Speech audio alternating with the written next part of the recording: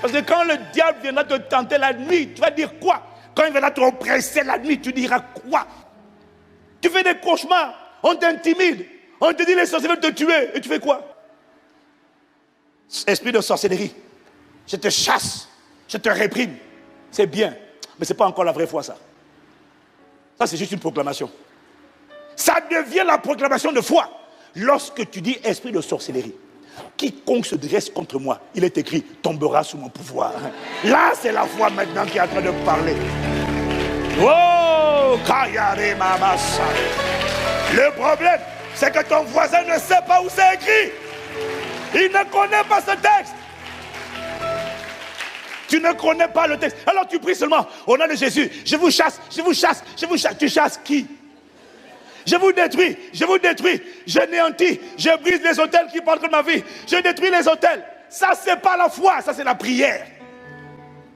La prière avec la foi, c'est il est écrit, donner des ordres. Ils sont sans effet, former des projets, ils sont anéantis, car le Seigneur, Dieu, est avec nous. Ça, c'est la foi. La foi, la prière de foi, c'est la prière où tu dis pas, esprit de sorcellerie, sors, je te chasse. Non, c'est Luc 10, verset 19, il est écrit, voici, je vous ai donné le pouvoir de marcher sur les scorpions et les serpents, sur toute la puissance de l'ennemi.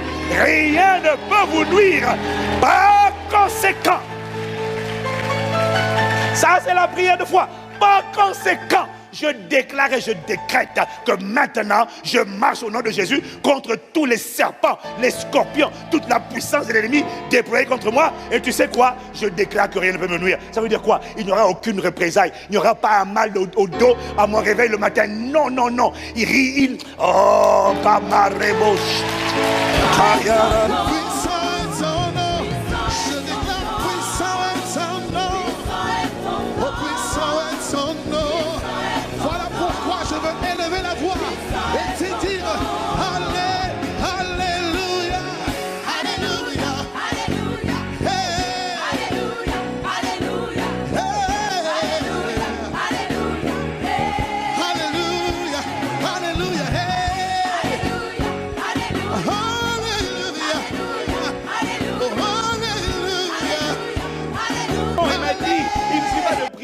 Il faut prier avec foi. Mais comment tu sais que quelqu'un prie avec foi? Parce que la prière avec foi, c'est pas seulement la prière qui demande, la prière qui proclame, la prière qui rend grâce. C'est la prière qui s'appuie sur la parole. Une prière qui ne s'appuie pas sur la parole n'est pas une prière faite avec foi. Parce qu'il faut que la prière s'appuie sur la parole. Ça veut dire quoi? Lorsque tu pries, lorsque tu demandes, parce que tu vois, si tu ne comprends pas ça, tu vas dire, oh Seigneur, au nom de Jésus, mariage, travail. Seigneur, vraiment, envoie, donne, pourvois mes besoins.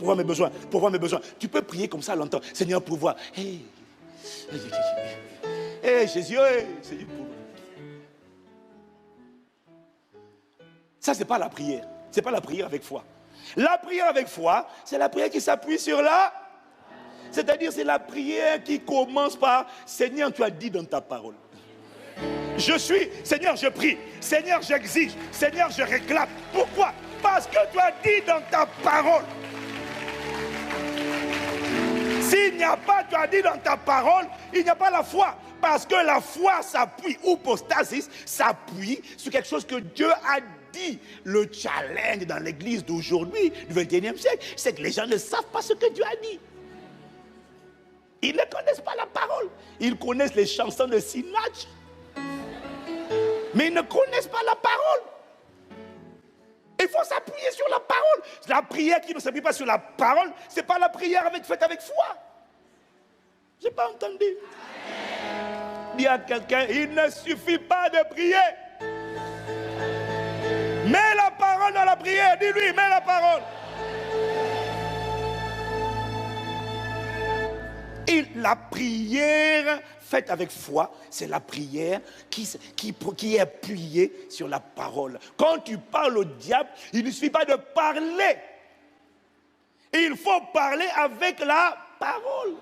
Tu savais le nombre de gens qui disent, au nom de Jésus, je chasse cette maladie. Maladie, tu sors de mon corps. Maladie, je suis guéri. Tu es guéri pourquoi? Tu t'appuies sur quoi? Je chasse cette maladie. Je détruis la maladie. D'accord, là tu as prié. Où est la foi? Ajoute la foi. Parce que s'il n'y a pas la foi, tu as prononcé des paroles.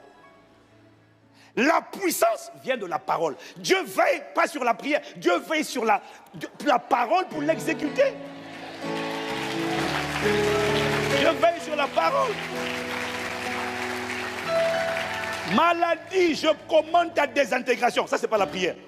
La prière, c'est pas la prière avec foi. La prière avec foi, c'est maladie, je commande ta désintégration. Car il est écrit, par ces meurtrissures, j'ai été guéri. Ça, c'est number one. Deuxièmement, il est écrit, il n'y a désormais plus aucune condamnation pour ceux qui sont en Christ et qui marchent non selon la chair, mais selon l'esprit. En effet, la loi de l'esprit de vie en Christ Jésus m'a affranchi de la loi du péché et de la mort. Mort, où est ta victoire? Mort, où est ton aiguillon? Dans le nom de Jésus, je te taille en pièces. Tu quittes mon corps parce que ce corps a été racheté, car vous avez été lavé, vous avez été racheté au prix du sang précieux de Jésus-Christ. Ce corps a été racheté par le sang, et le sang parle en ma faveur. C'est la parole. Il ne suffit pas de prier. Quelqu'un me dit amen. Tu vois, ça, ce sont les fondamentaux. Mais si le Saint-Esprit m'a donné cette parole, c'est parce qu'il y a beaucoup qui ne connaissent pas les fondamentaux. Beaucoup prient. Je me marie, Seigneur, je me marie. Mon mari. Mais tu t'appuies sur quoi? Tu t'appuies sur quoi? Seigneur, il est écrit dans ta parole, il n'est pas bon que l'homme soit seul. Et il est aussi écrit quelque part que celui qui brûle se marie. Moi, je n'ai pas le don de célibat. Donc, Seigneur, je suis qualifié, je m'appuie sur la parole. Je dis que celui qui brûle se marie. Donc je suis qualifié pour me marier. Est-ce que quelqu'un me suit? Dis à quelqu'un, il ne suffit pas de prier. Non. Il ne suffit pas de prier. Il ne suffit pas de demander. Il ne suffit pas de proclamer une chose et de croire seulement que ça va s'accomplir. Non. Il faut que ce que tu crois, ce dont tu crois que ça va s'accomplir, soit basé sur la parole. Si toi tu as prié et tu dis maintenant je crois que j'ai reçu, alors je le verrai s'accomplir. Et que tu n'as pas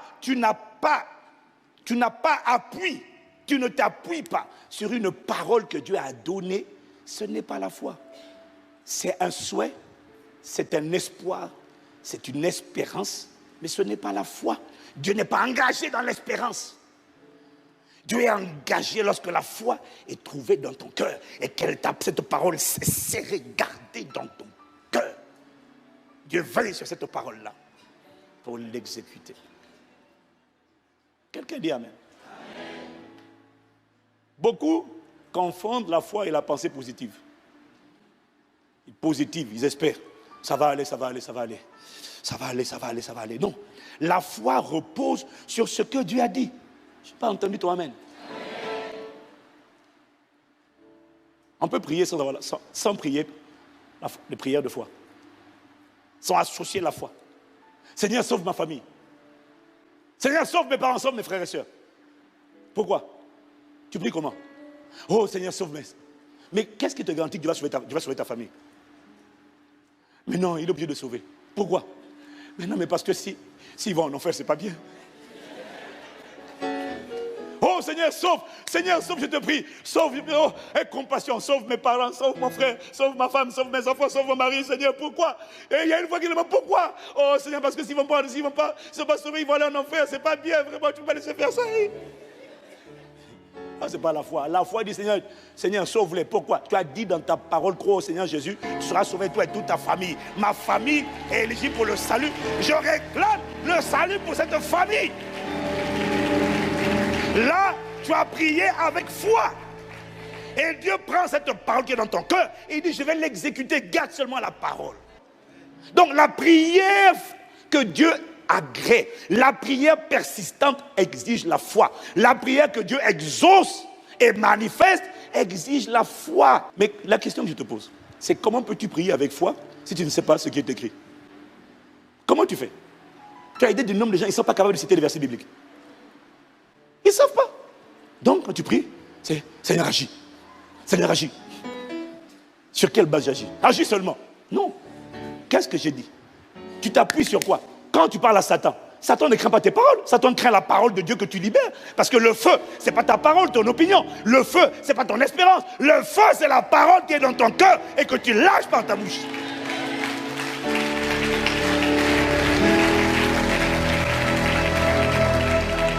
J'ai pas entendu ton amen. La prière que Dieu exauce, la prière persistante requiert la foi. Il m'a dit, beaucoup de gens prient. Mais tes prières n'ont pas d'impact. Elles ne font pas plaisir à Dieu. Ce qui fait plaisir à Dieu, c'est quand tu lui rappelles ce qu'il a dit. Tu as pris ça, tu as gardé dans ton cœur, et tu viens devant Dieu, tu dis, Seigneur, moi, quiconque respecte l'entendre ne sera pas confondu. Dieu dit, dans Isaïe 43, je crois, il dit, viens, parle toi-même pour te justifier, réveille ma mémoire, plaidons, vas-y, explique. Bon, c'est quoi? Vas-y, parle. Maintenant, tu vas entendre les chrétiens. Fais seulement. Non, il n'y a pas de fais seulement. Qu'est-ce que j'ai dit? Mais notre génération, on ne connaît pas la parole.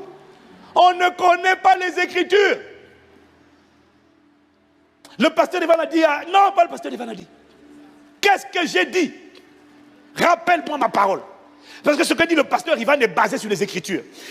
Mais la foi, c'est bien si tu as écouté l'enseignement, tu as écouté, on a prié, on a prophétisé, c'est formidable. Mais je vais te dire une chose, pour faire asseoir ça à l'intérieur de toi, il te faudra plus que la parole d'un pasteur.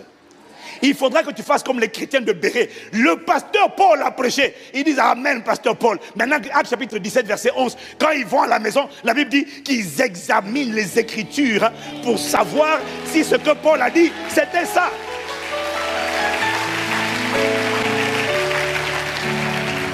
Il doit y avoir une relation de romance et d'intimité, pas entre la parole du pasteur et toi et ton cœur, non, mais entre la parole de Dieu et ton cœur. Tout ce qu'on dit, toi tu vas à la maison, tu ouvres la Bible, ici il a dit tel, il a prophétisé telle chose, il s'est appuyé sur quel verset des Écritures, quelle est la parole sur laquelle il s'est appuyé, et tu prends maintenant cette parole, tu médites sur cette parole, tu sonnes. Pasteur Ivan a dit ça, il a dit quiconque espère, car mon Rédempteur vit, et il se lèvera le dernier. Ah, c'est dans Job chapitre 25. Et toi-même, quand tu vas lire Job comme ça, là, il va se passer quelque chose. Quelque chose va sortir de ce livre et va rentrer dans ton cœur. C'est ça qu'on appelle la foi.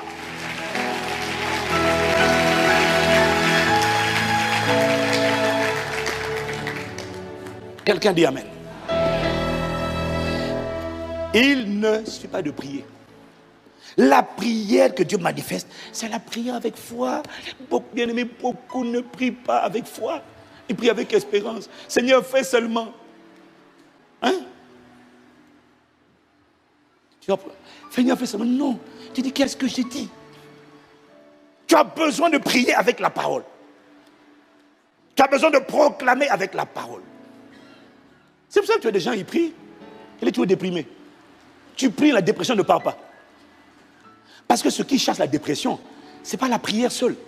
Ce n'est pas proclamer. C'est proclamer la parole. Le feu est dans la parole. Le marteau, c'est la parole. L'épée, c'est la parole. Ce n'est pas la prière. La prière doit être faite avec la parole. Tu pries et tu te demandes, mais ça fait, tu pries, explique-moi. Tu pries, tu es toujours triste. Tu pries, tu es toujours inquiet. Tu pries, tu as toujours peur. Pourquoi? Parce que tu ne pries pas avec la parole. Quand tu vas prier avec la parole, tu vas proclamer à l'esprit de peur. Tu vois, non? Mais tu dis quoi à l'esprit de peur? Tu dis quoi? Esprit de peur, sors de ma vie au nom de Jésus. Mais quoi d'autre?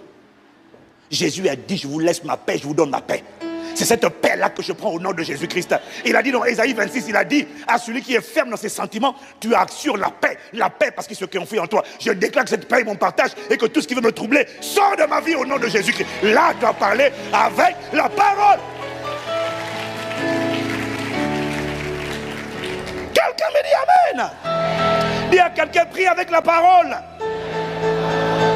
C'est ça la prière de la foi. C'est la prière qui s'appuie sur la parole. La prière qui s'appuie sur les promesses de Dieu. Ce que Dieu a dit, sachant que pour nous qui sommes nés de nouveau, dans la nouvelle alliance, toutes les promesses de Dieu, te dit 2 Corinthiens 1 au verset 20, toutes les promesses de Dieu, ce que Dieu a promis dans l'Ancien Testament, eux, c'était des promesses, c'était conditionnel. Mais depuis que nous sommes en Christ, ma Bible dit que toutes les promesses de Dieu, Dieu a dit déjà oui et amen, c'est fini. Dieu est déjà OK. Il n'y a plus de conditions, il y a juste besoin de la foi. Sachant que quand Dieu fait une promesse à un homme dans la Bible, il l'a fait à toi. Parce que cette parole est vivante. Tout ce que Dieu dit, promet à quelqu'un, tu l'appliques à toi, parce que Dieu ne fait pas de favoritisme. Ce que Dieu dit pour Jérémie, il le dit pour toi.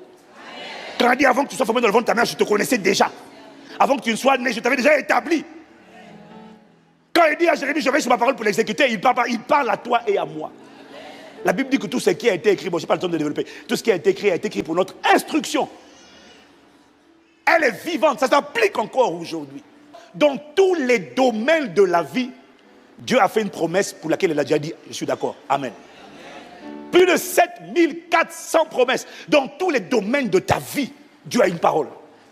Tout ce que tu as fait, c'est prendre cette parole, serre-la dans ton cœur et cours avec ça. Dans le mariage, le travail, les finances, l'âme, la santé, les relations. Dieu a des promesses dans tous les domaines. Mais comment fais-tu pour prier avec foi si tu ne connais pas les Écritures? Est-ce que quelqu'un me suit?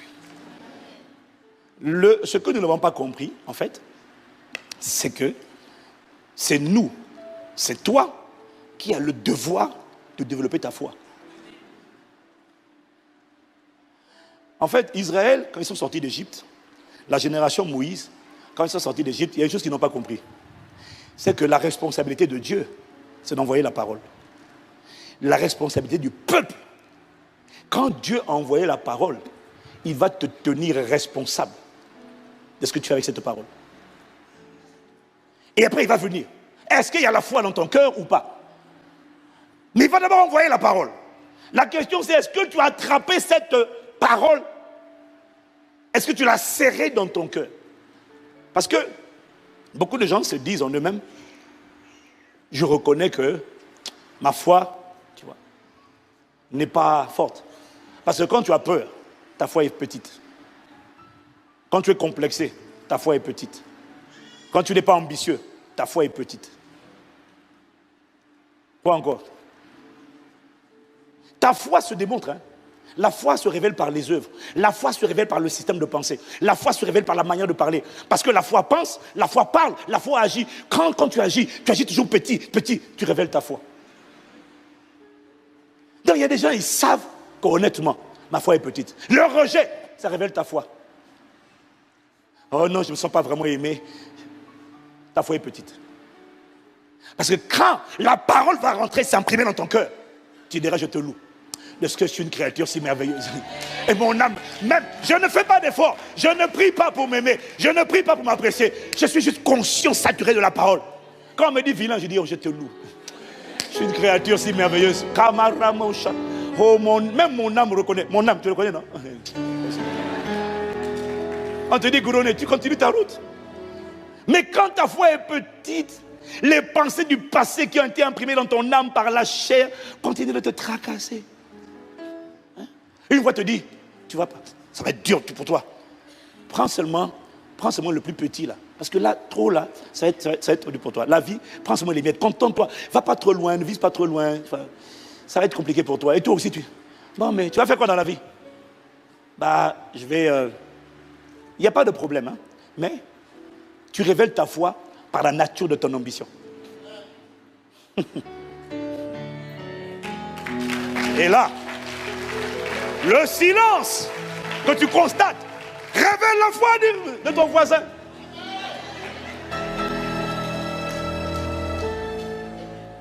Tu révèles ta foi par la nature de ton ambition. Est-ce que tu as idée du nombre de... Regarde le nombre de gens. Personne ne t'a parlé. Quand tu penses futur, tu prends juste le moins, le plus petit. Enfin, Et tu appelles ça l'humilité, la modestie.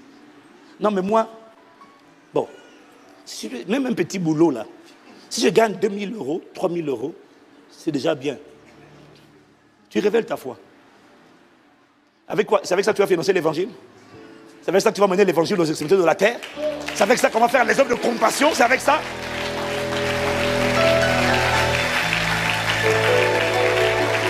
Là où on a cogné, c'est sur la foi. Tu révèles ta foi dans ton système de pensée. Quand tu es rempli de la pensée de Christ, tu penses comme Christ, tu penses royauté, tu penses conquête, tu penses excellence, tu penses expansion, tu penses. Que la foi de Christ soit ton partage au nom de Jésus. Ah! Non mais pour toi, vu ta face, ta race, ta grâce, ta place, le mieux pour toi dans la vie, contente de ça. Tu dis, c'est pas pour moi, excusez-moi. Moi je suis désolé. Moi je commence là mais je ne m'arrête pas là. Non. Je ne méprise pas les petits commencements. Je commence là mais je ne m'arrête pas là. Dis-moi amen. Ah. C'est quoi cette mentalité? Ça révèle la foi. Les gens ne passent pas du temps dans la parole. Ils ne se saturent pas de la parole. Ça se voit. Une parole négative d'un professeur, d'un parent, tu as battu. Tu n'as pas la foi. On te dit non, là personne n'a jamais fait. Ah, bon, d'accord. Hein? Je serai le premier. Tel il est, tel je suis. On te dit non. Église, tout est dans la foi est le moteur de tout. Pourquoi tu choisis le petit que tu choisis? Ta foi. Regarde la plupart des gens. Non, excusez-moi, on va régler les comptes aujourd'hui. Non, parce que tu pries, mais tu n'as pas la foi. La parole t'a pas reprogrammé. L'intelligence n'a pas été renouvelée. Hein? Tu parles quelle langue? Tu parles anglais? Little bit. Tu parles espagnol? Ah, débrouille, hein. Et tu comptes parler couramment l'anglais ou pas? Tu viens de révéler ta foi. Tu viens de révéler l'ampleur de ta vision. Parce que si tu te vois à la dimension internationale, si tu te vois déployé dans tout le monde, ça veut dire que tu sais, attends. Parce que la langue là, c'est la clé de la communication. C'est la clé pour entrer dans les cultures des gens. Si tu te vois homme d'affaires, tu te vois en train de se déployer partout, tu te prépares. La preuve de la foi, c'est la préparation. Je sais que je vais là-bas, je me prépare. Je sais que je vais là-bas. Alors, je me redimensionne déjà.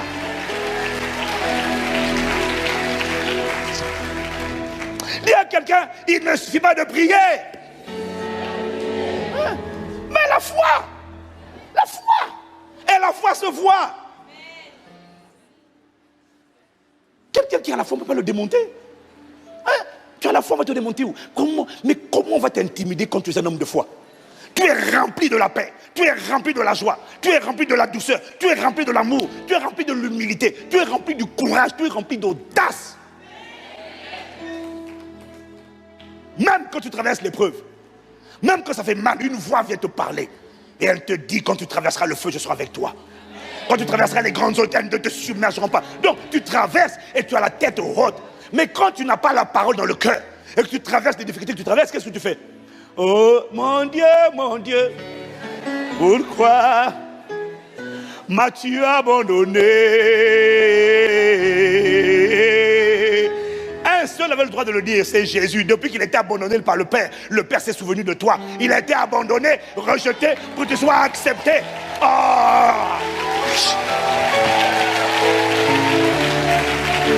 Dis-moi amen.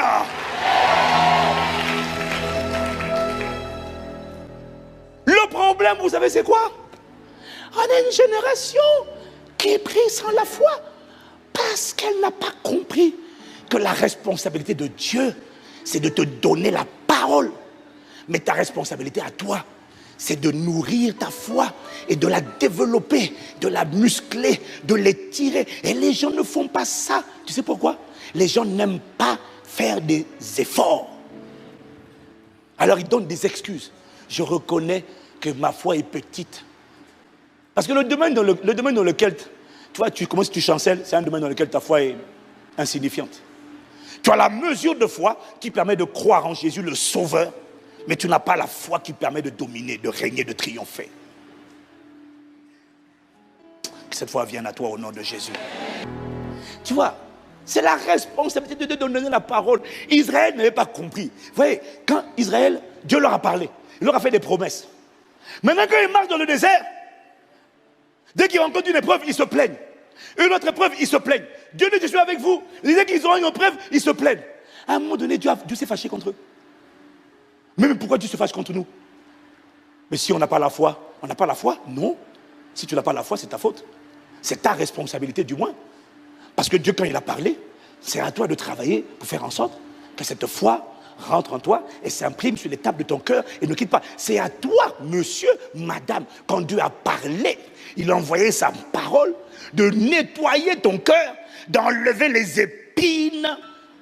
Dans Matthieu 13, la parabole du semeur, c'est à toi d'enlever les épines. Parce qu'il dit, les épines dans le champ de ton cœur. Parce qu'il dit, dans telle terre, la parole est tombée dans un cœur où il y avait un cœur pierreux. L'autre, c'est un pierre avec des épines. Les épines du rejet, les épines de l'amertume, les épines du manque de pardon. L'autre, c'est les cœurs pierreux. C'est à toi de débroussailler, de faire le ménage dans ton cœur, de discipliner, crucifier ta chair, discipliner ton âme, d'enlever ce que Dieu n'a pas planté afin d'accueillir. Parce que si ces choses-là, ces épines-là, ces inquiétudes, ces soucis du siècle présent, comment je fais pour travailler, pour me marier, ces choses-là, dès que la parole va venir, la parole est pure, elle était envoyée, mais quand elle rentre dans le champ de ton cœur, la parole est automatiquement désagrégée, elle se désintègre, elle est absorbée, elle est noyée. C'est à toi de faire le ménage. C'est pour ça que dans Jacques, chapitre 4, au verset 8, si on lit avec la version du semeur, dans Jacques 4, au verset 8, il dit, approchez-vous de Dieu et il s'approchera de vous, nettoyez vos mains pécheurs et purifiez vos cœurs. Vous qui avez le cœur partagé, purifiez ces cœurs, purifiez. C'est à toi de le faire, de faire la place pour que la foi s'installe. Mais comment on fait ça? Tu dois travailler. Tu dois faire un effort. La vérité, c'est que tout ce qui ne fait pas partie de tes habitudes d'enfance, quand tu vas vouloir le faire, ça va nécessiter un effort. Le problème, vous savez, c'est quoi? On ne fait pas d'efforts. Ce qui est terrible, c'est que tu fais des efforts pour réviser tes notes à l'école, tu fais des efforts pour préparer tes dossiers pour le travail, mais tu ne fais pas d'efforts. C'est-à-dire que tu es prêt à accepter le mot labeur, accepter le mot souffrance, accepter le mot effort pour les choses de ce monde, mais pas pour ta foi.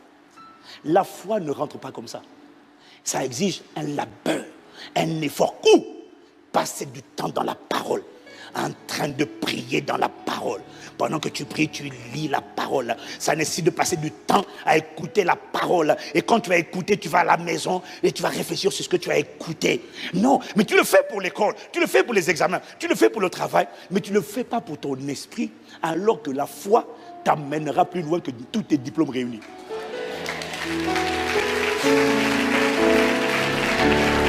La foi t'amènera. Le diplôme n'enfante pas en toi la vision. La foi fait naître la vision. La vision détermine où tu iras. Avec ou sans diplôme, je ne suis pas contre le diplôme, j'en ai pas mal. Mais je dis que ce n'est pas le diplôme qui fait la différence. C'est la foi. Le problème, c'est que tu es obligé de faire des choix dans la vie. Pour que la foi monte en toi, il y a un effort, il y a un effort, il y a un labeur. Tu vas devoir dire non à certains divertissements.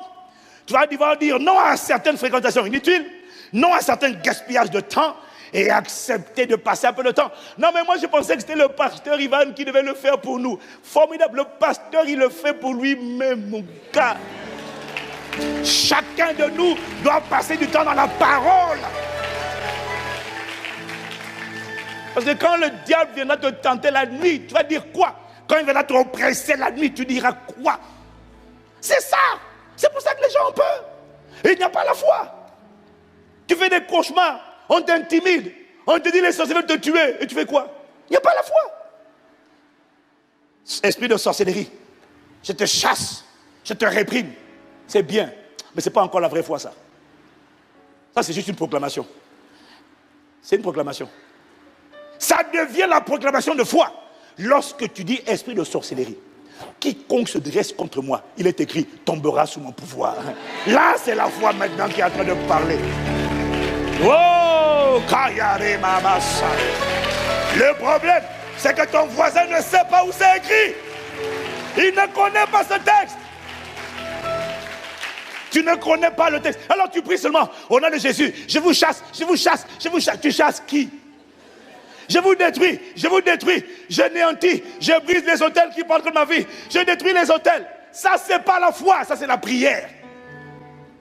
La prière avec la foi, c'est, il est écrit, donner des ordres. Ils sont sans effet, former des projets, ils sont anéantis, car le Seigneur, Dieu, est avec nous. Ça, c'est la foi. La foi, la prière de foi, c'est la prière où tu dis pas, esprit de sorcellerie, sors, je te chasse. Non, c'est Luc 10, verset 19, il est écrit, voici, je vous ai donné le pouvoir de marcher sur les scorpions et les serpents, sur toute la puissance de l'ennemi.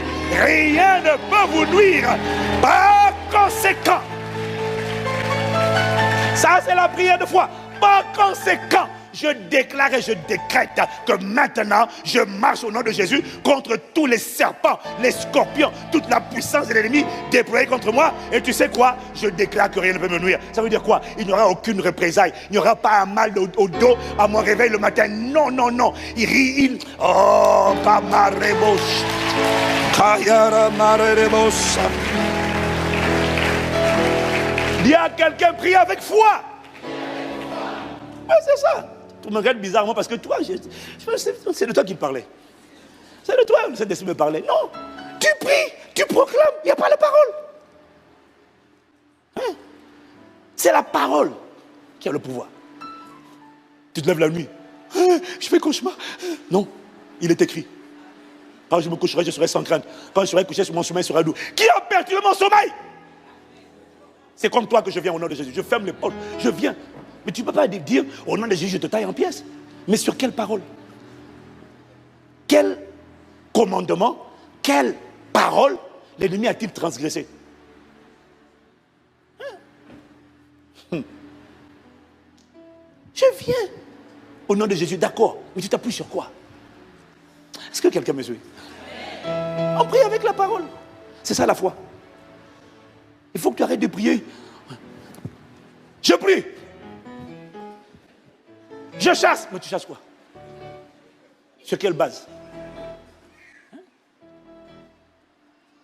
Back up, appuie-toi sur la parole et tu décolles de la parole.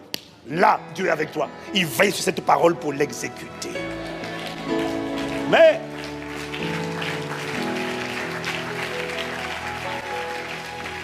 Paul parle de l'œuvre de votre foi, le labeur de votre foi.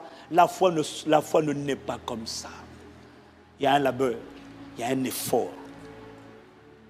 Ça va. C'est la souffrance, c'est juste l'âme. C'est juste quitter une mauvaise habitude et asseoir une nouvelle habitude. C'est de méditer la parole. Ah mais j'aime pas trop ça. Je ne suis pas habitué, moi non plus. Non, personne n'est habitué. Mais à force de le faire, tu passes du temps dans la parole. Et quand tu lis la Bible, tu pries en langue.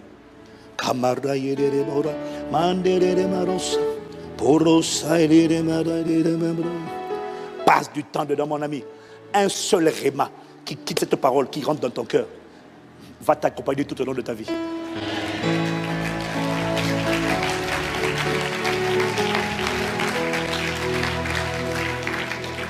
Dis Amen.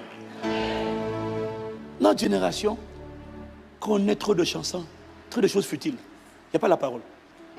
Et le problème, c'est que les gens ne veulent pas faire d'efforts. Ils n'ont pas décidé de combattre leurs mauvaises habitudes. Je dois aimer la parole. Tu n'as pas compris? Mon âme n'est pas habituée. Mais mon esprit a besoin de cette parole. Mon âme doit aimer. Ce n'est pas parce que tu es pasteur, non. C'est parce que tu as un cheminement, tu as une destinée, tu as une vie, tu as un couloir que tu dois emprunter. Je te garantis que dans ce couloir-là, il a dit, mon juste devra vivre par la foi.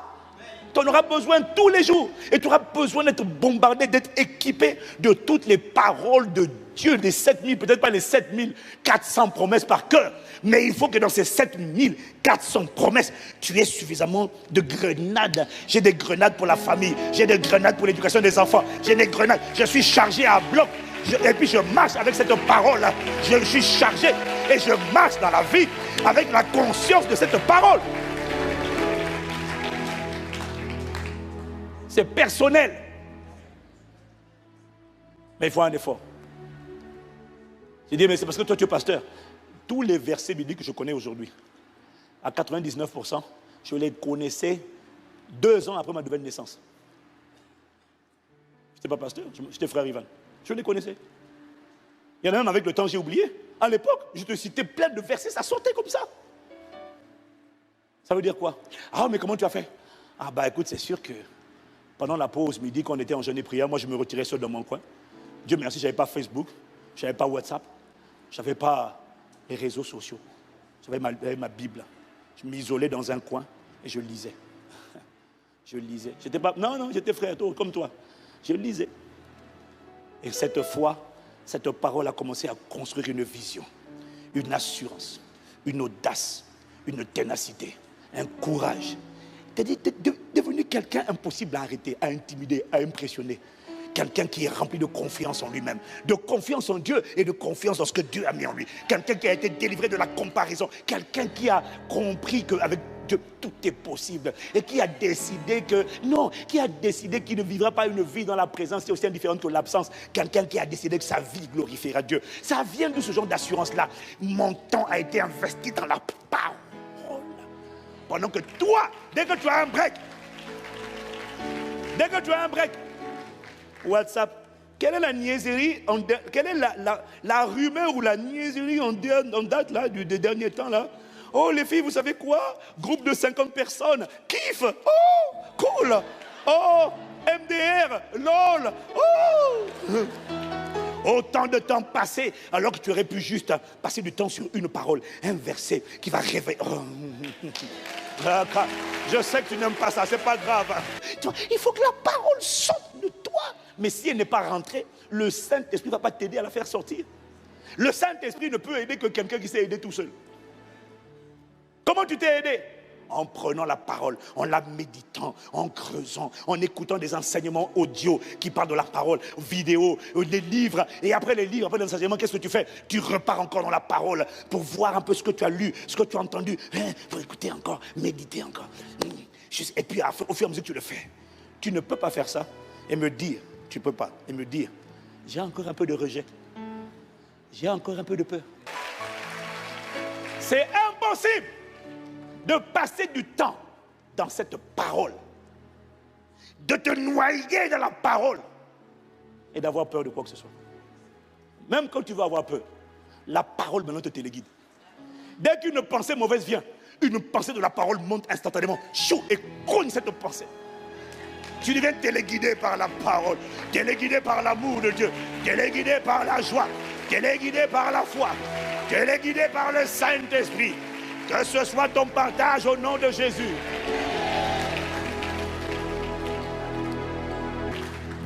Décide de te construire.